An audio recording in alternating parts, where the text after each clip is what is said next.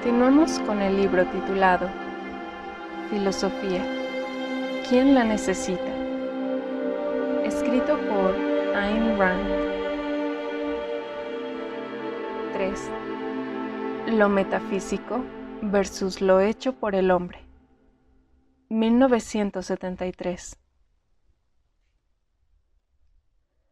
Dios me otorgue la serenidad para aceptar las cosas que no puedo cambiar, el coraje para cambiar aquellas que puedo, y la sabiduría para entender la diferencia. Esta declaración notable se atribuye a Reinhold Niebuhr, un teólogo con cuyas ideas disiento en cada aspecto fundamental.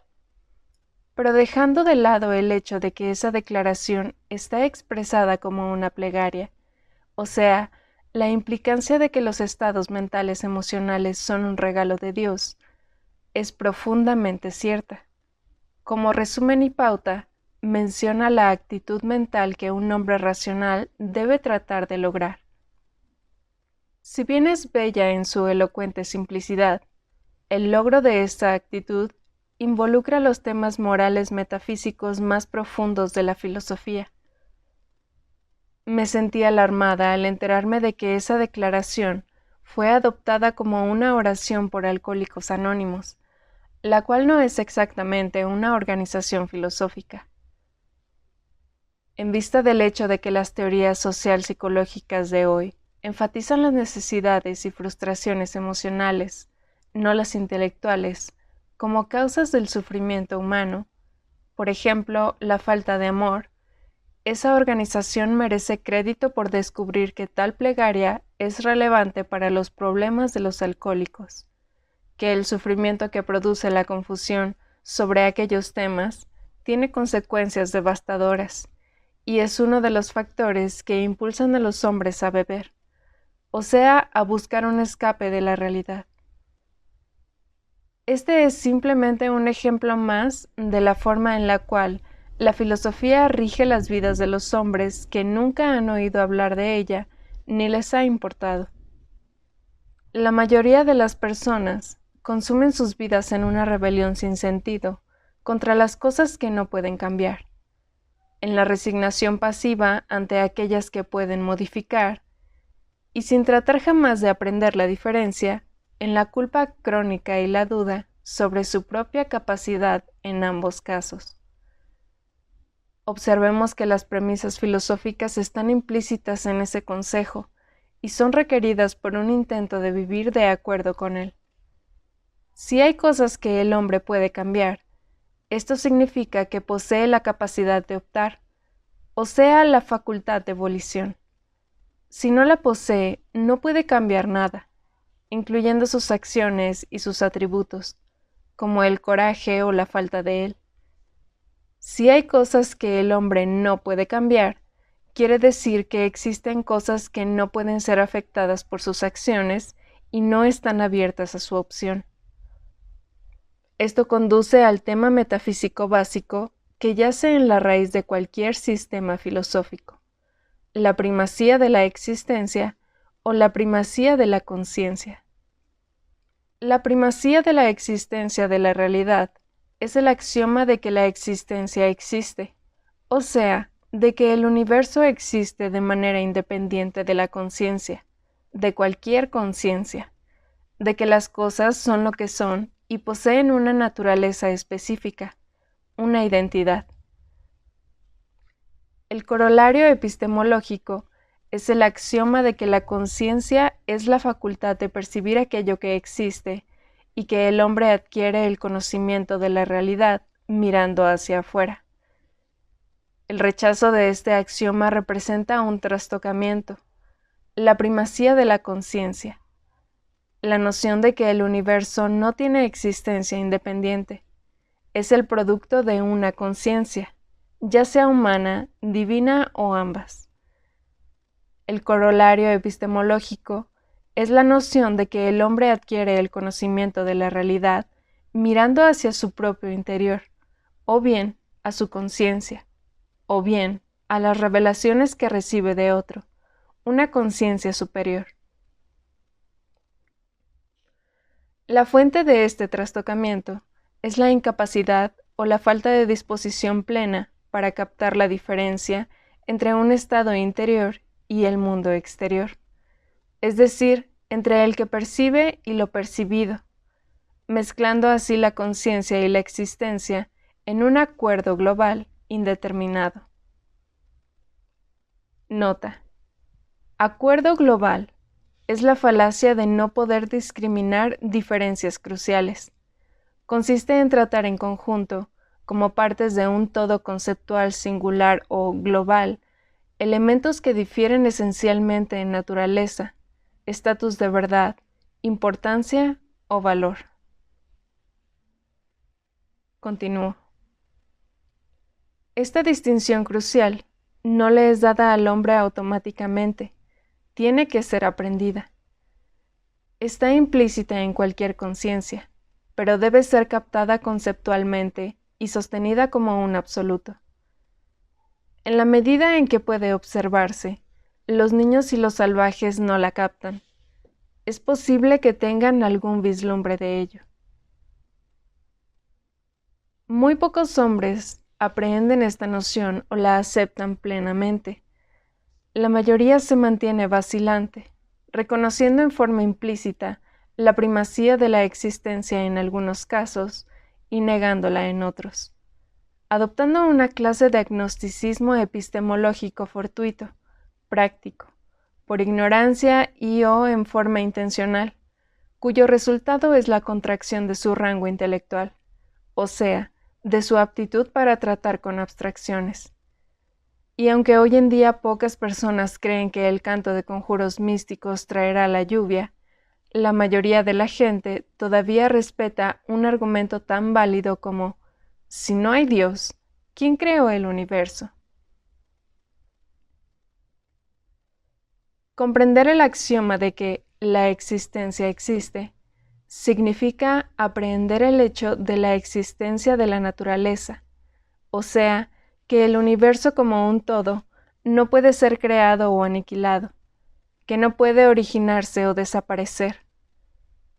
El hecho de que sus elementos constitutivos básicos sean átomos o partículas subatómicas o algunas formas de energía aún no descubiertas no está arreglado por una conciencia o por la voluntad o por el azar, sino por la ley de identidad. Todas las incontables formas, movimientos, combinaciones y disoluciones de elementos dentro del universo, desde un grano de polvo flotante hasta la formación de una galaxia para el surgimiento de la vida, son causados y determinados por las identidades de los elementos involucrados. La naturaleza es lo metafísicamente dado, es decir, la naturaleza de la naturaleza está fuera del poder de cualquier voluntad. La volición del hombre es un atributo de su conciencia, de su facultad racional, y consiste en la opción para percibir la existencia o evadirse de ella.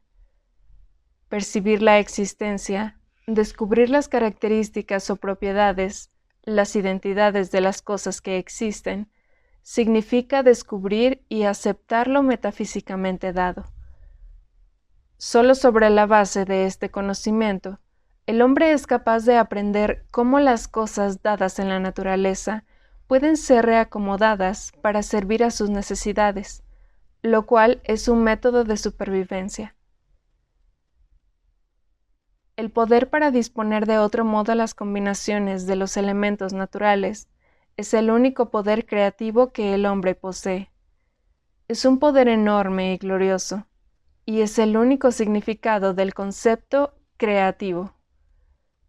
La creación no es, y metafísicamente no puede ser, el poder generar algo de la nada.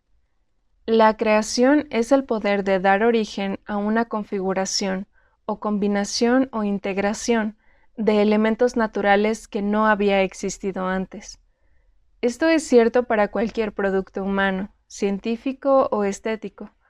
La imaginación del hombre no es más que su habilidad para disponer de otro modo las cosas que ha observado en la realidad. La identificación mejor y más concisa del poder del hombre en relación con la naturaleza es la sentencia de Francis Bacon. La naturaleza, para ser dominada, debe ser obedecida. En este contexto, ser dominada significa ser adecuada para servir a los propósitos del hombre. Ser obedecida implica que no puede ser de utilidad para el hombre, a menos que descubra las propiedades de los elementos naturales y los utilice en consecuencia. Por ejemplo, 200 años atrás, los hombres habrían dicho que era imposible oír una voz humana a una distancia de 383.000 kilómetros. Es tan imposible hoy como lo era entonces. Pero si podemos oír la voz de un astronauta desde la Luna, es por medio de la ciencia de la electrónica, que descubrió ciertos fenómenos naturales y permitió a los hombres construir el tipo de equipo que recoge las vibraciones de esa voz, las transmite y las reproduce en la Tierra.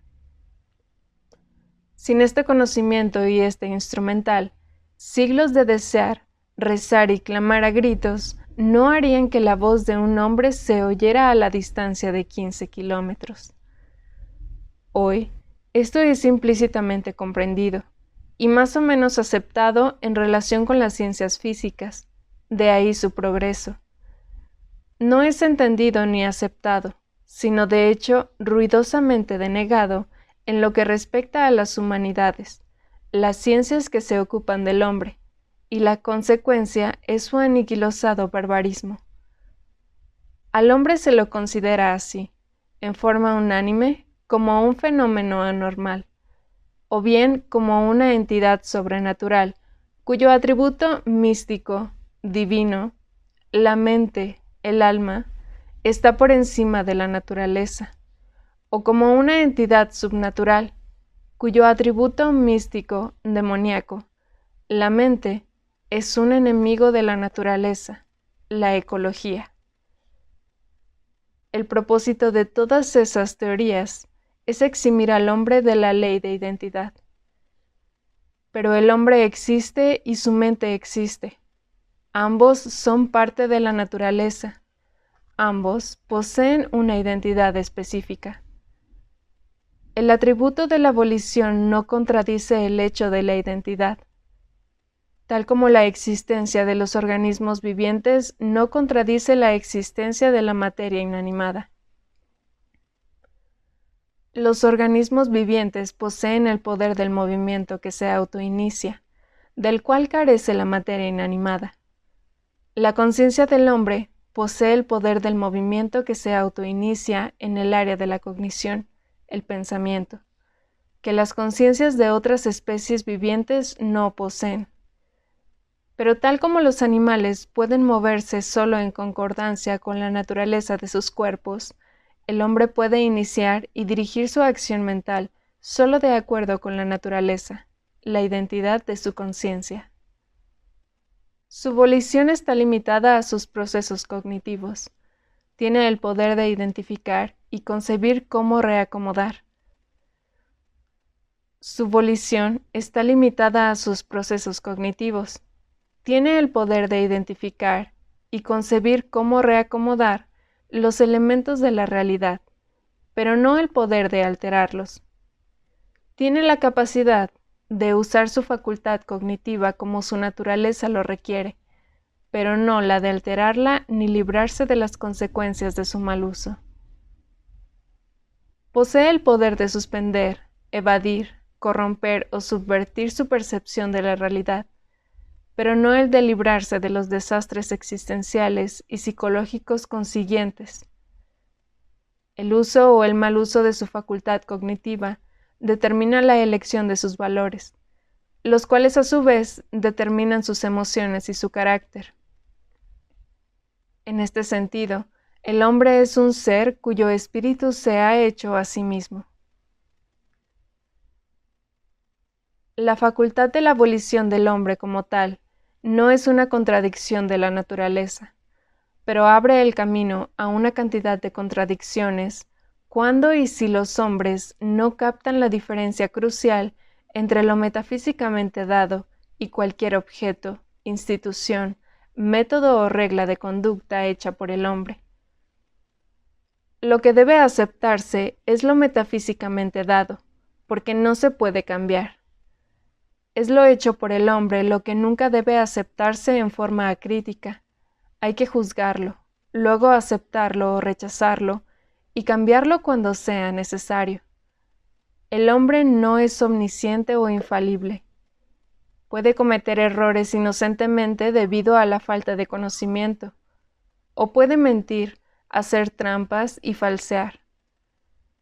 Las cosas hechas por el hombre pueden ser producto del genio, la capacidad de percepción, la ingeniosidad, o bien consecuencia de la estupidez, el engaño, la malicia, la maldad. Uno puede estar en lo correcto y todos los demás equivocados, o viceversa, o en cualquier porcentaje entre estos extremos. La naturaleza no le garantiza automáticamente al hombre la verdad de sus juicios, y este es un hecho metafísicamente dado que es preciso aceptar. ¿Quién entonces debe juzgar? Cada hombre, con lo mejor de su habilidad y su honradez. ¿Cuál es su estándar de juicio? Aquello dado metafísicamente, que no puede ser verdadero o falso, simplemente es. Y el hombre determina la verdad o falsedad de sus juicios en la medida en que corresponden a los hechos de la realidad o la contradicen. Lo metafísicamente dado no puede ser verdadero o falso. Este es el estándar por el cual un hombre juzga sus metas, sus valores, sus elecciones racionales. Lo metafísicamente dado es, fue, será y debió ser. Nada hecho por el hombre debió ser, fue hecho deliberadamente. Rebelarse contra lo metafísicamente dado es involucrarse en un intento fútil por invalidar la existencia. Aceptar que lo hecho por el hombre está más allá de toda impugnación es involucrarse en un intento exitoso por negar la propia conciencia. La serenidad proviene de la habilidad para decir sí a la existencia. El coraje proviene de la habilidad para decir no a las elecciones erróneas hechas por otros. Cualquier fenómeno natural, es decir, cualquier acontecimiento que ocurra sin la participación humana, es lo metafísicamente dado, y no puede ocurrir de modo diferente ni dejar de ocurrir. Cualquier fenómeno que involucre a la acción humana es hecho por el hombre y pudo haber sido diferente. Por ejemplo, una inundación que se produce en una tierra deshabitada es lo metafísicamente dado. Una represa construida para contener la inundación es lo hecho por el hombre. Si los ingenieros se han equivocado y la represa se rompe, el desastre es metafísico en su origen, pero sus consecuencias se han intensificado por la acción del hombre. Para corregir la situación, los hombres deben obedecer a la naturaleza, estudiando las causas y la potencia de la inundación, y luego deben dominarla construyendo mejores controles de las crecidas.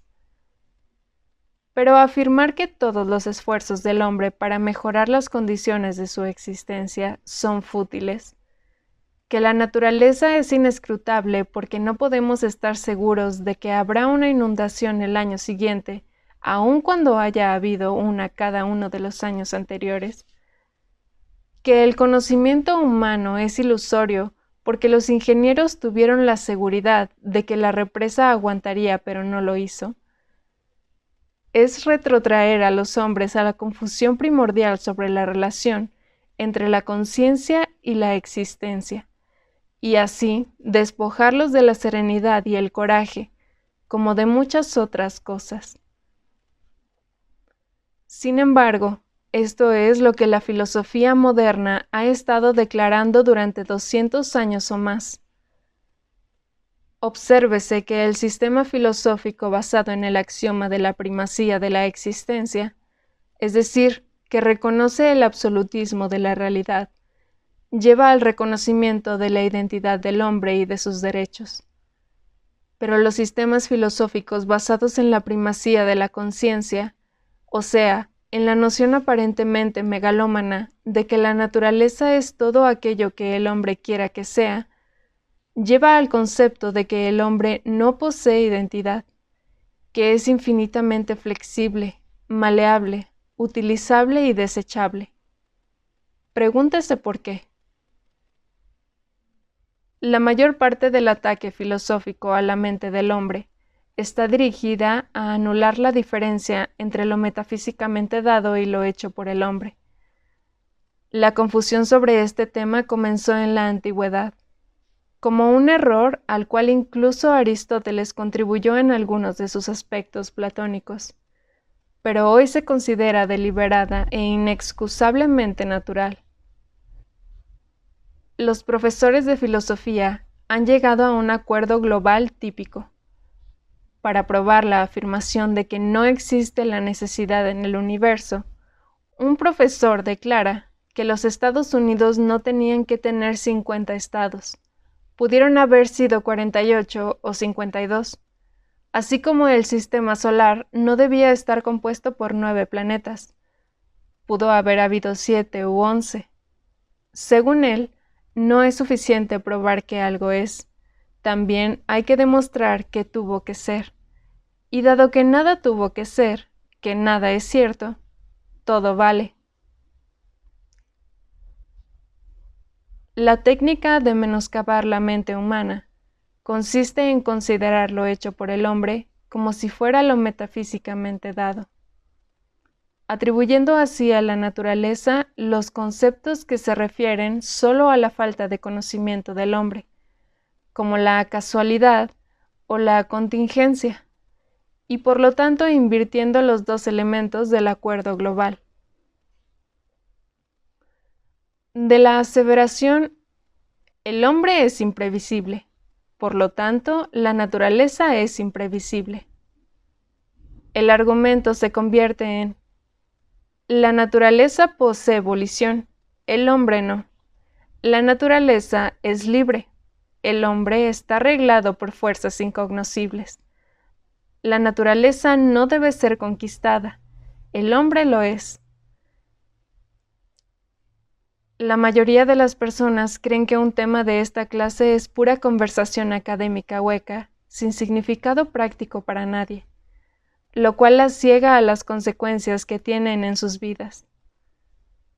Si se les dijera que el acuerdo global sobre este tema forma parte de la fastidiosa incertidumbre, la callada desesperanza, la gris desesperación de su estado interior diario, lo negarían.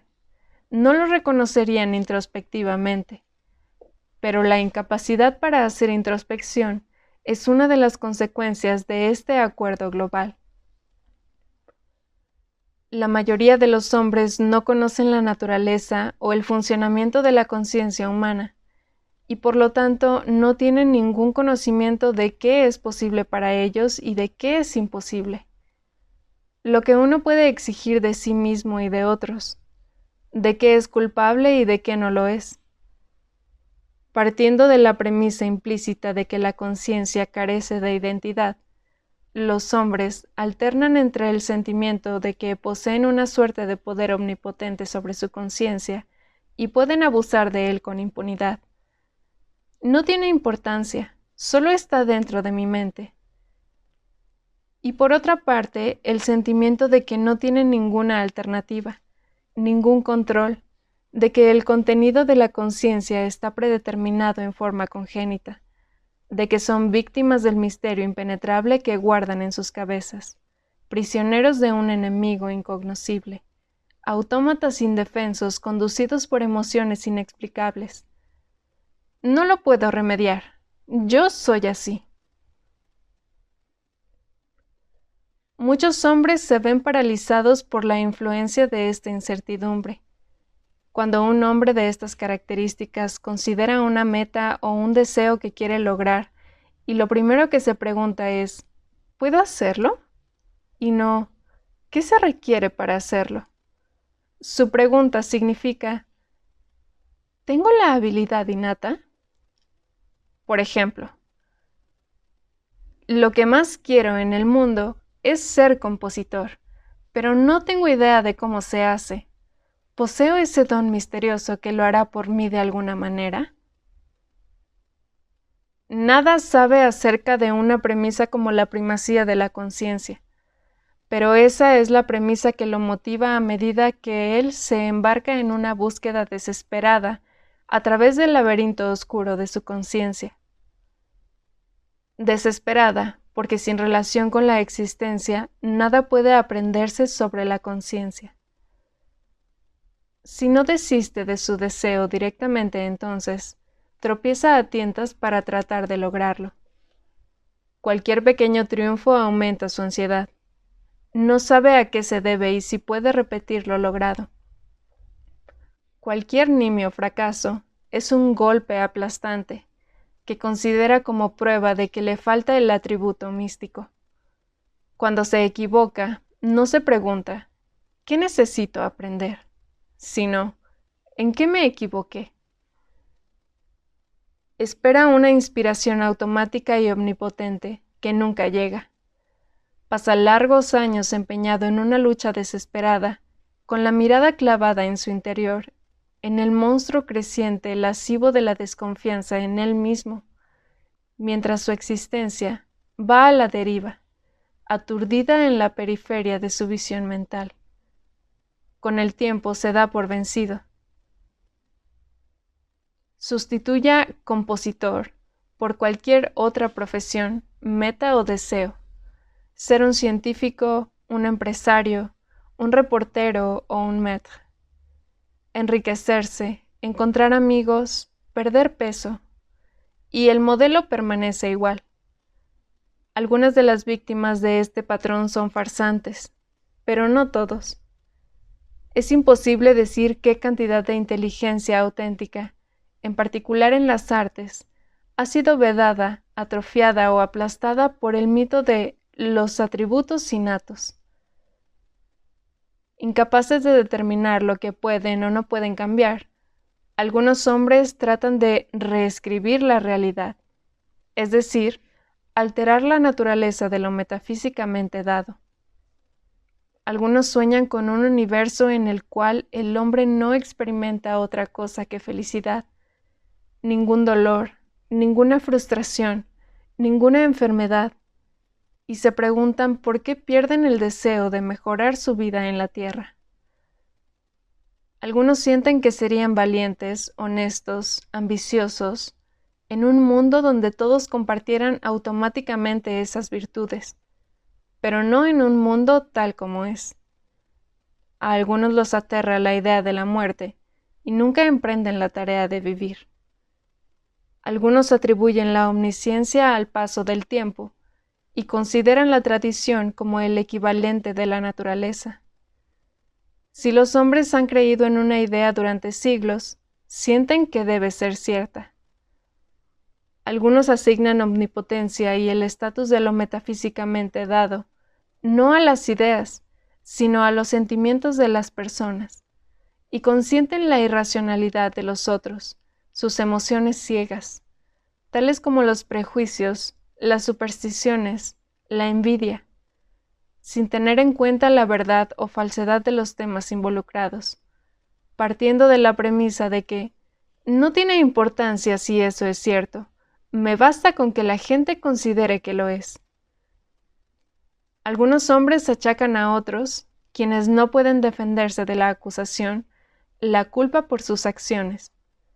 Algunos hombres, que no pueden defenderse de la acusación, aceptan la culpa por las acciones de otros. Algunos se sienten culpables porque no saben lo que no tienen forma de saber. Algunos se sienten culpables por no haber sabido ayer lo que han aprendido hoy. Algunos experimentan culpa por no ser capaces de convertir a todo el mundo a sus propias ideas fácilmente y de un día para otro. La cuestión de cómo entendérselas con la naturaleza solo es comprendida parcialmente, al menos por algunas personas. pero la cuestión de cómo tratar con los hombres y cómo juzgarlos está todavía en un estadio primitivo. La facultad de la volición es la que los separa, aun para aquellos que niegan la existencia de esa facultad, y hace que los hombres se vean a sí mismos y a los otros como ininteligibles, incognoscibles, exentos de la ley de identidad. Pero nada está exento de la ley de identidad. Un producto hecho por el hombre no tenía que existir necesariamente, pero una vez hecho, el producto existe. Las acciones de un hombre no tenían que ser realizadas, pero cuando lo han sido, se constituyen en hechos de la realidad. Lo mismo se aplica al carácter de un hombre. No tenía que hacer las elecciones que hizo, pero una vez que ha formado su carácter, es un hecho y es su identidad personal. La volición del hombre le otorga la gran amplitud, aunque no ilimitada, para cambiar su carácter. Si lo hace, el cambio se convierte en un hecho. Las cosas de origen humano, sean físicas o psicológicas, pueden designarse como los hechos producidos por el hombre, para distinguirlas de los hechos metafísicamente dados. Un rascacielos es un hecho producido por el hombre. Una montaña es un hecho metafísicamente dado. Uno puede modificar un rascacielos o puede hacerlo volar, tal como uno puede modificar o hacer volar una montaña. Pero mientras exista, uno no puede pretender que no está allí o que no es lo que es. El mismo principio se aplica a las acciones y a los caracteres de los hombres. Un hombre no tiene que ser un sinvergüenza despreciable, pero si elige serlo, es un sinvergüenza despreciable y debe ser tratado como tal. Tratarlo de otro modo es contradecir un hecho. Un hombre no tiene que ser un héroe, pero si elige serlo, es un héroe y debe ser tratado en consecuencia. Tratarlo de otra manera es contradecir un hecho. Los hombres no tenían que construir un rascacielos, pero una vez que lo hicieron, es peor que una contradicción considerar un rascacielos como una montaña, como un hecho metafísicamente dado que desde esta perspectiva simplemente ocurrió. La facultad de volición le da al hombre un estatus especial en dos consideraciones cruciales. 1. A diferencia de lo metafísicamente dado, los productos humanos, ya sean materiales o intelectuales, no deben aceptarse en forma acrítica. Y 2. Por su naturaleza metafísicamente dada, la volición de un hombre está fuera del poder de otros hombres. Lo que los componentes básicos inalterables son para la naturaleza, el atributo de una conciencia volitiva es para la entidad de un hombre. Nada puede obligar a un hombre a pensar. Se le pueden ofrecer incentivos o impedimentos, recompensas o castigos. Se puede destruir su cerebro por las drogas o por el golpe de un garrote, pero no se le puede ordenar a su mente que funcione. Esto es de su potestad exclusiva soberana. El hombre no está ni para ser obedecido ni para ser comandado. Lo que hay que obedecer es su naturaleza metafísicamente dada, en el sentido en que uno obedece la naturaleza de todo lo que existe. Esto significa, en el caso del hombre, que se reconoce el hecho de que su mente no debe ser comandada en ningún sentido, incluyendo el sentido aplicable al resto de la naturaleza. Los objetos naturales pueden ser rediseñados para servir a los fines de los hombres y considerados como medios para sus fines, pero el hombre en sí mismo no puede serlo y no lo es.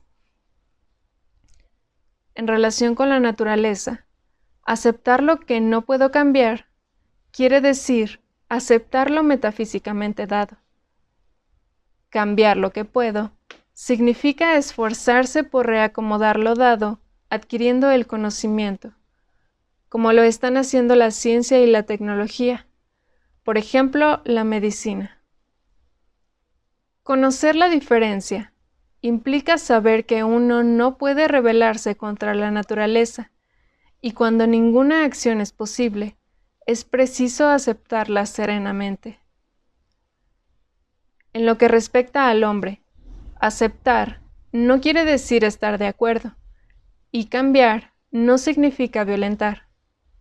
Lo que se debe aceptar es el hecho de que nadie tiene poder sobre las mentes de otros hombres, así como la propia mente no está en poder de ellos.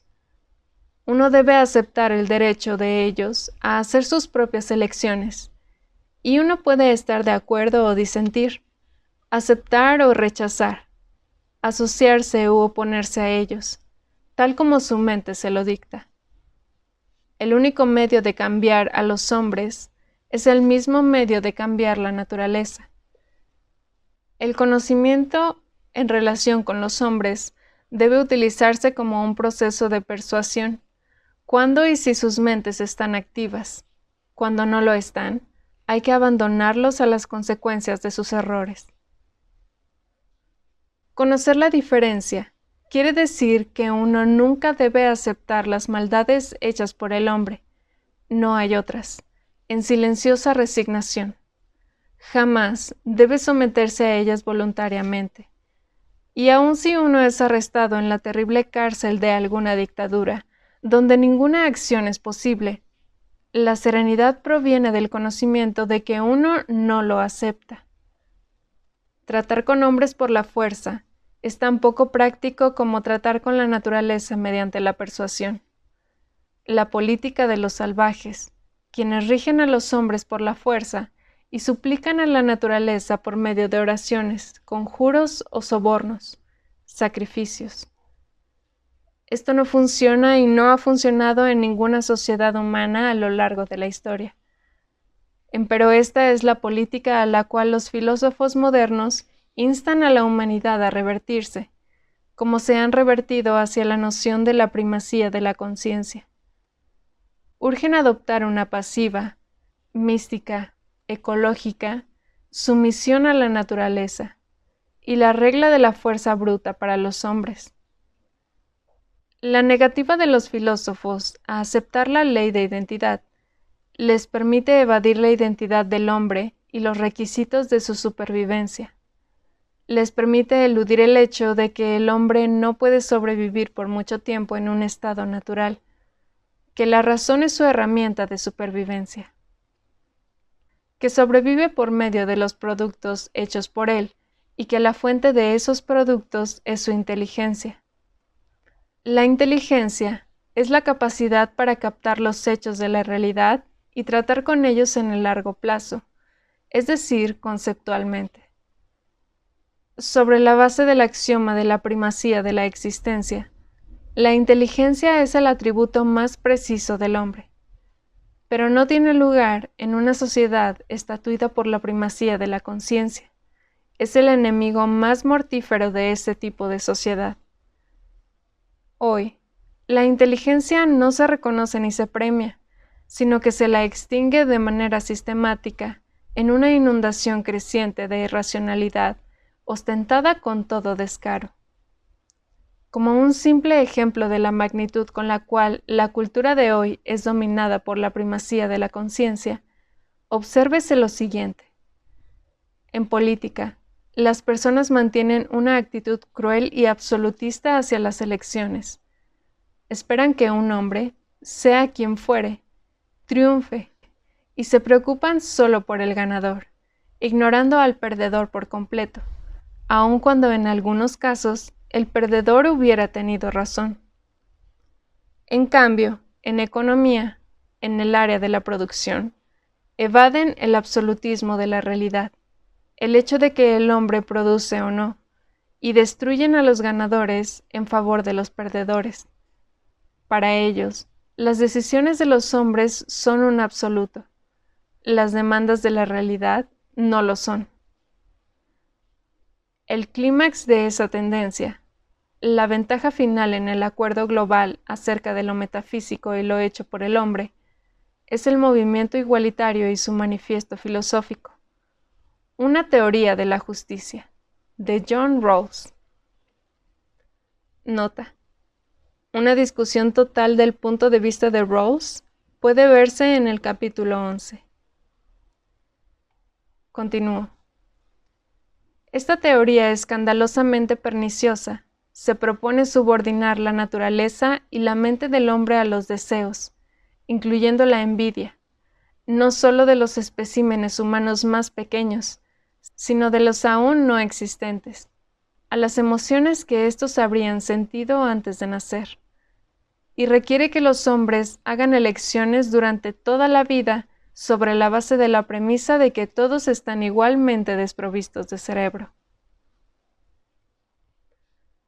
El hecho de que un cerebro no pueda proyectar una alteración de su propia naturaleza y poder, de que un genio no pueda proyectarse a sí mismo al estado de un retrasado mental, y viceversa, de que las necesidades y los deseos de un genio y los de un retrasado mental no son idénticos, de que un genio reducido al nivel existencial de un retrasado mental perecería en indecible agonía, y un retrasado mental elevado al nivel existencial de un genio pintaría grafitis en los costados de una computadora y luego moriría de hambre.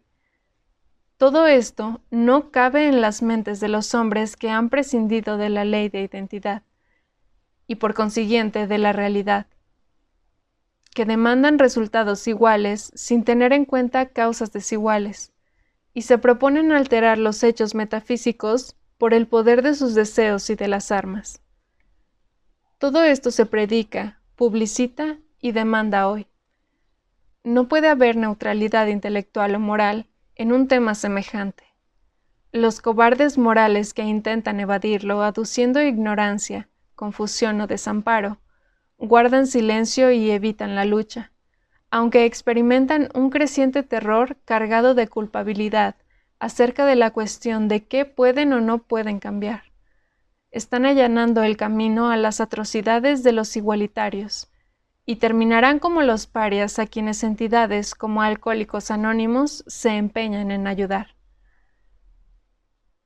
Lo mínimo que cualquier hombre decente puede hacer hoy es oponerse a la doctrina de ese libro, oponerse a ella de modo intransigente sobre bases morales. Una propuesta para aniquilar la inteligencia mediante la tortura lenta no puede ser tratada como una diferencia de opinión civilizada. Si algún hombre considera que el mundo es demasiado complejo y su perversidad es demasiado grande para hacerle frente, recordémosle que es demasiado grande para ahogarla en un vaso de whisky.